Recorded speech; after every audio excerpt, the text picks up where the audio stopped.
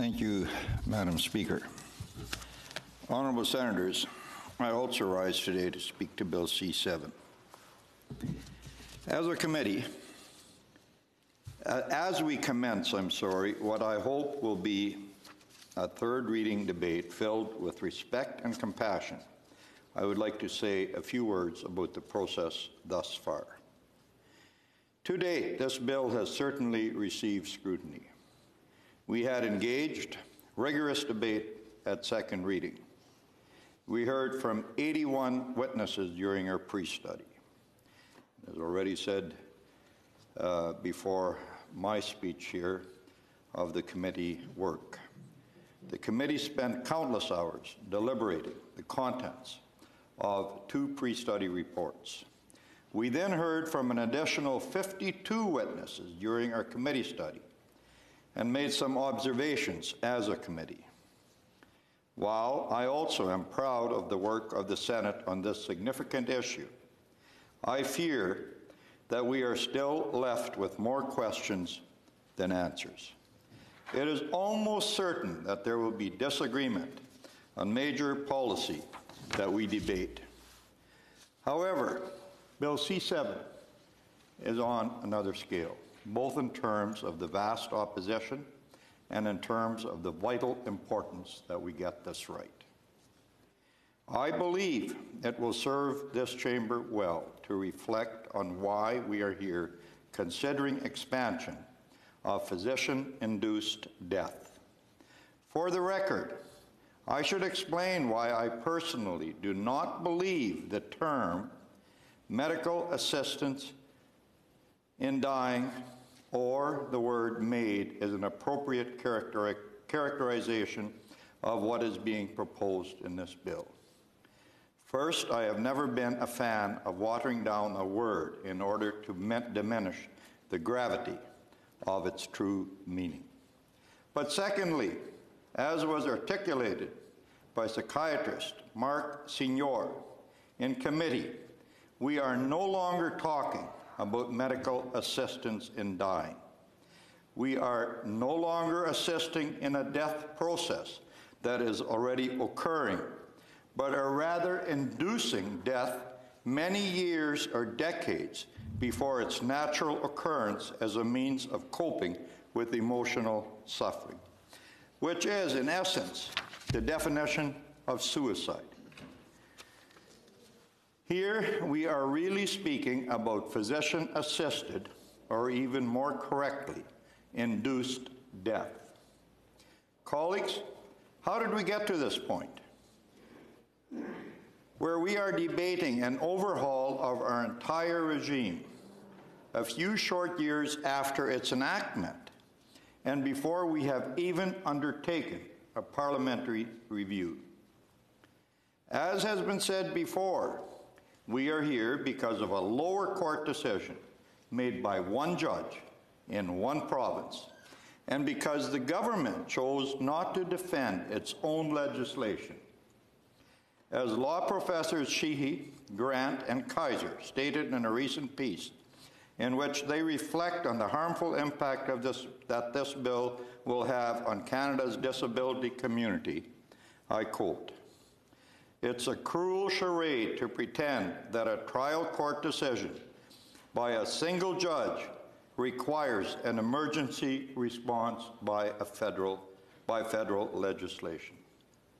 They remind us that the government was eager to fight multiple rulings against the Canadian Human Rights Commission and even the United Nations regarding the findings of discrimination against Indigenous children and women, and yet they instantly surrender to this lower court ruling and self-impose an untenable timeline for Parliament to enact this law. We have been told by constitutional experts that if this law is struck down in Quebec and remains in place throughout the rest of Canada, it would lead to a more gradual and organic process, which would give us more time to examine if and when to expand this regime, and more importantly, respect the fact that the Supreme Court of Canada is the final arbiter of constitutional rights in this country, not one judge in one province. Colleagues, we need to ask ourselves, do we know enough about how the current regime works to justify such an expansion?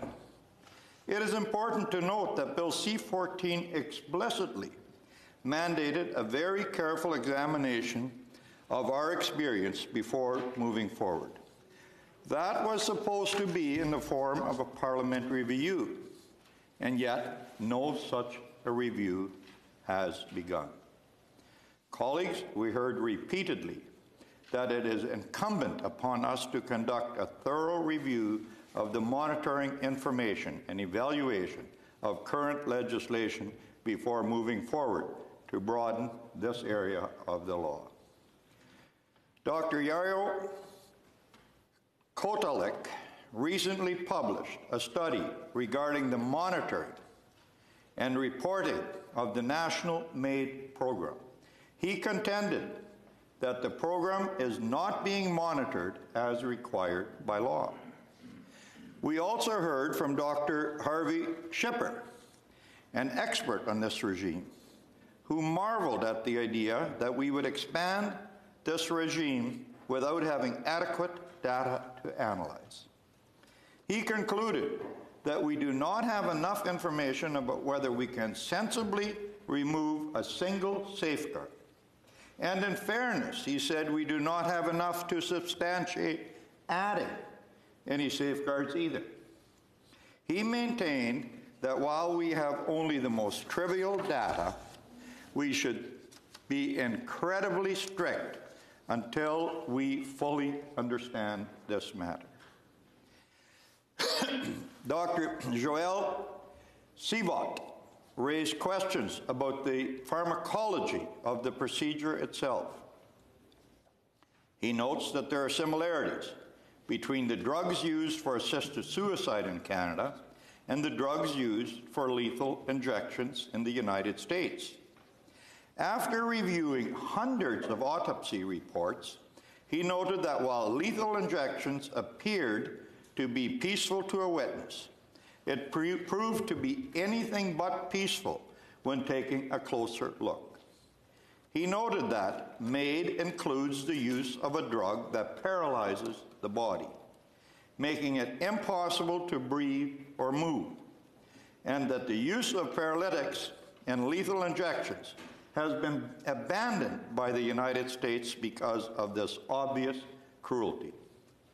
While some Canadian MAID providers and even some in this chamber have vehemently disputed the claims of Dr. C-7, stating that the procedure is in fact peaceful, to Dr. C-7's point, we cannot know that without post-mortem analysis, and we are not aware of post-mortem analysis done on any patient who has received MAID to date.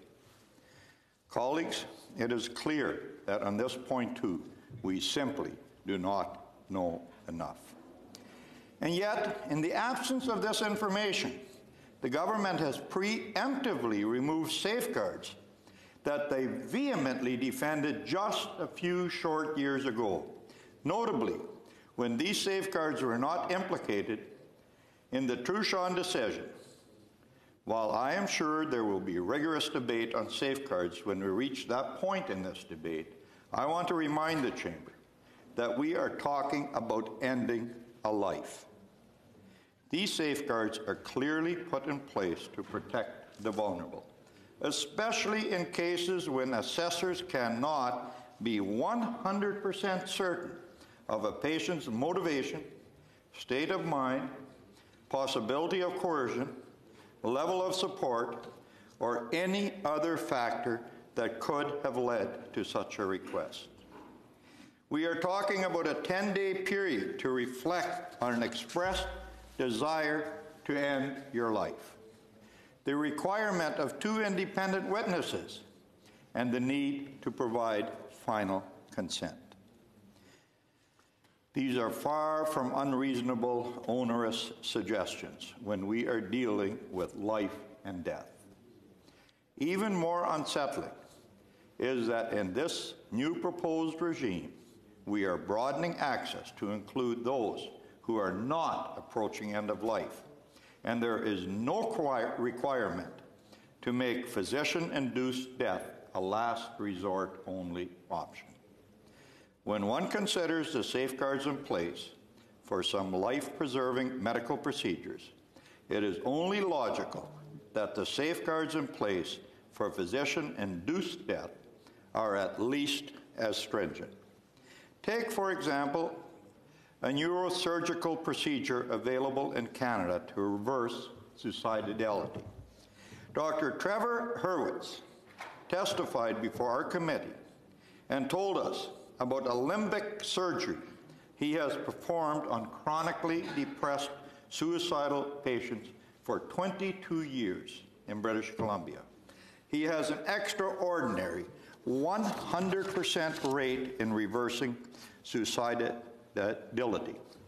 While he was not there to testify about safeguards, I found the comparison in pre-procedure requirements remarkable.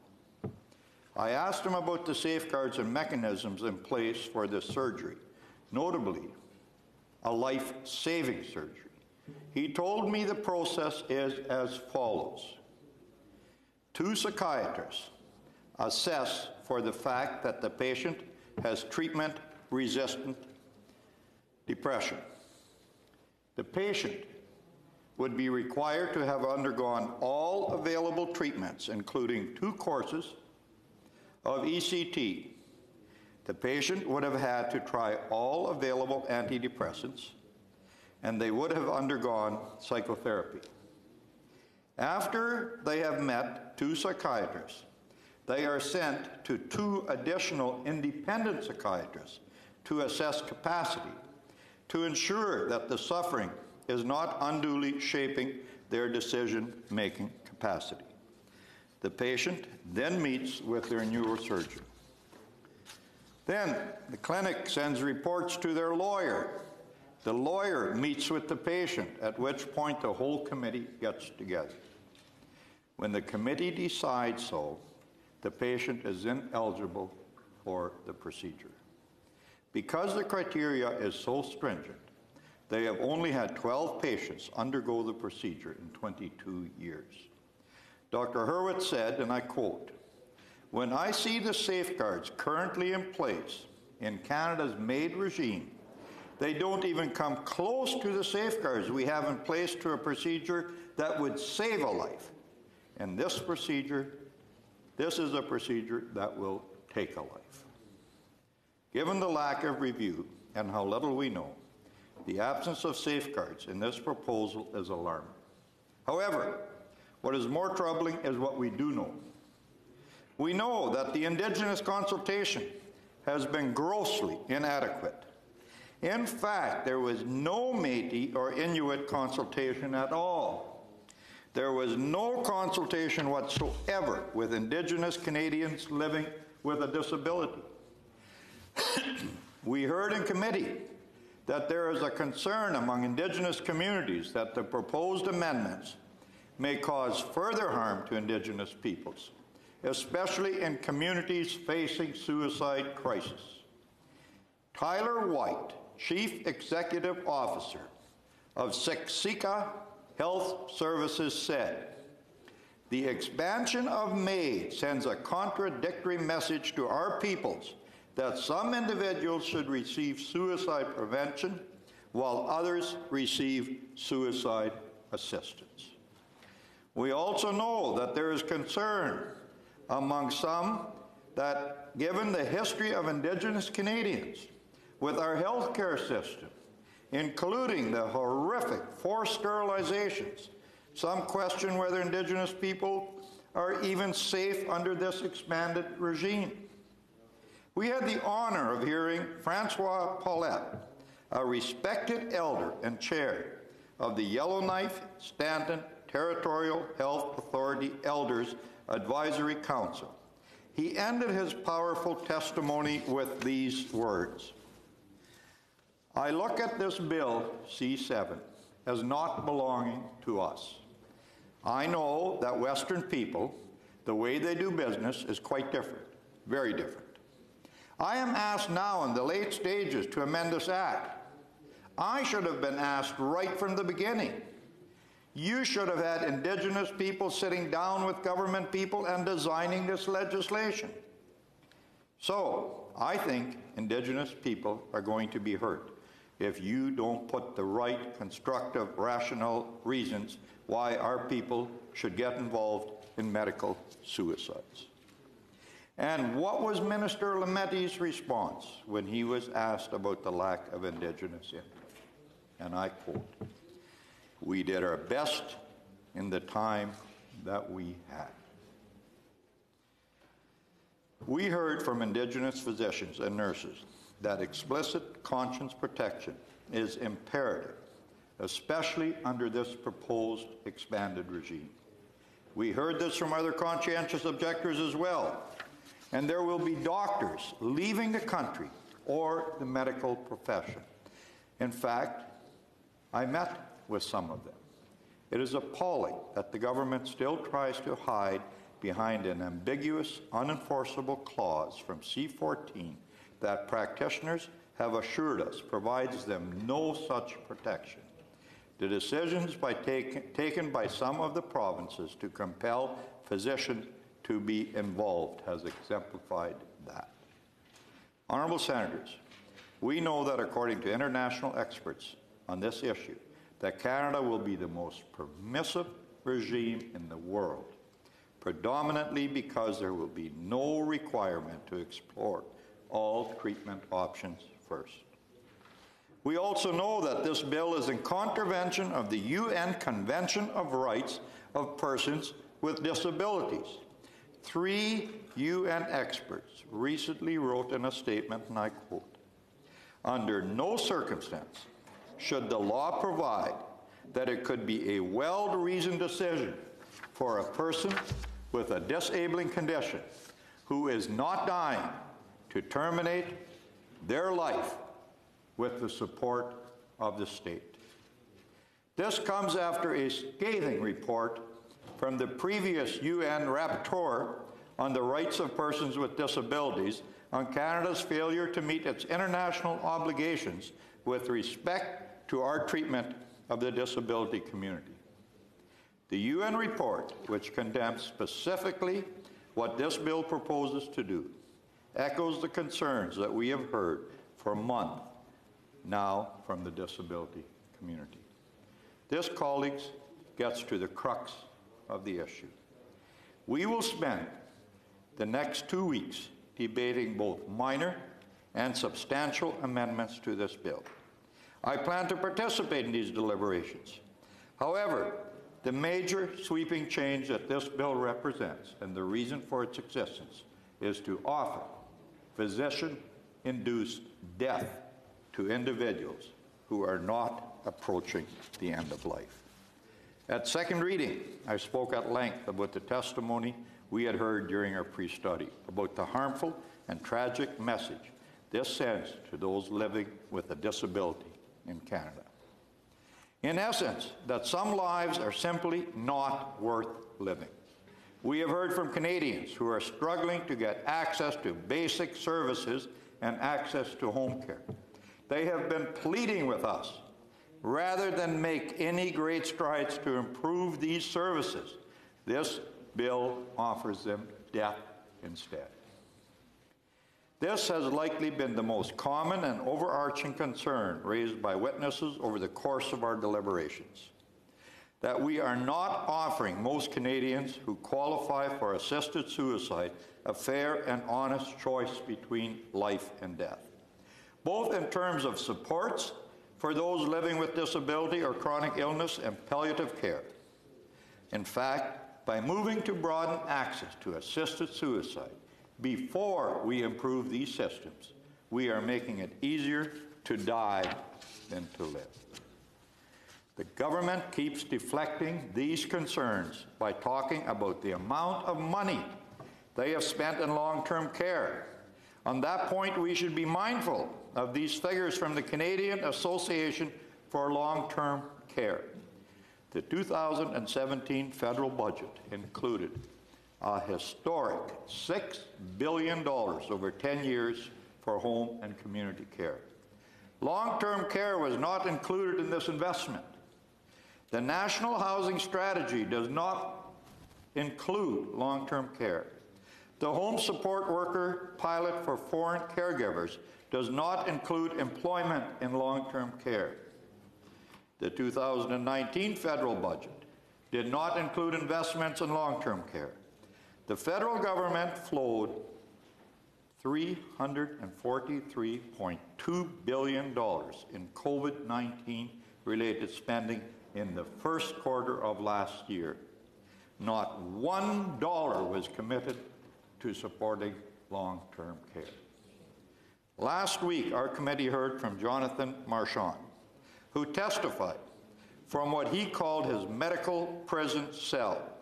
He insisted there cannot be death with dignity without life with dignity. Given his condition, he requires full-time home care. But instead, he has been offered a choice between living in the hospital for the rest of his life or assisted suicide. In his very powerful testimony, he told us, "My disability is not the cause of my suffering, but rather the lack of adequate support, accessibility, and the discrimination I endure every day. As a last resort, I occupy a space in a cage in front of the National Assembly in Quebec for 5 days and 5 nights to protest my incarceration and to implement community living solutions." Why is it so hard to be seen and heard when we want to live? Suicide prevention is offered to people without disabilities, but I deserve assisted suicide? I've been told before, if you're not satisfied with what you're being offered, why not accept euthanasia? My life is worth living. I want to be free. Colleagues, our unwillingness to see and hear the disability community when they have been asking for support, while we move at an alarming rate to offer them assisted suicide when we are under no obligation to do so, is frankly a national tragedy. I encourage you to watch the testimonies of Heidi Chance, Jonathan Marchand, Gabriel Peters, Sarah Jama, David Shannon, and every disability advocate who took the time to appear before us. Please, colleagues, take the time to listen to the community most directly impacted. They truly could not be clearer. As Krista Carr of Inclusion Canada said, Bill C-7 is our worst nightmare. Honourable Senators, the experts have been clear. We know far too little about this issue to justify such a radical expansion, and yet what we do know is troubling. With Bill C-7, the government is asking us to abandon our international human rights obligations, to fail our Indigenous leaders and communities, to expand assisted suicide to prison inmates before they have been given proper access to medical care, to fail our doctors and nurse practitioners who want to preserve their moral integrity and professional judgment when providing care, and require that they refer their disabled patients for a physician-induced death, even when they believe there are treatment options available. And lastly, colleagues, this bill asks us to abandon our disability community by offering them death before we have given them a chance at supported life. While I will work hard to improve this legislation, given the likelihood of it passing, without the reasonable foreseeability of death criterion in place, I cannot, in good conscience, support this bill moving forward. Thank you, colleagues.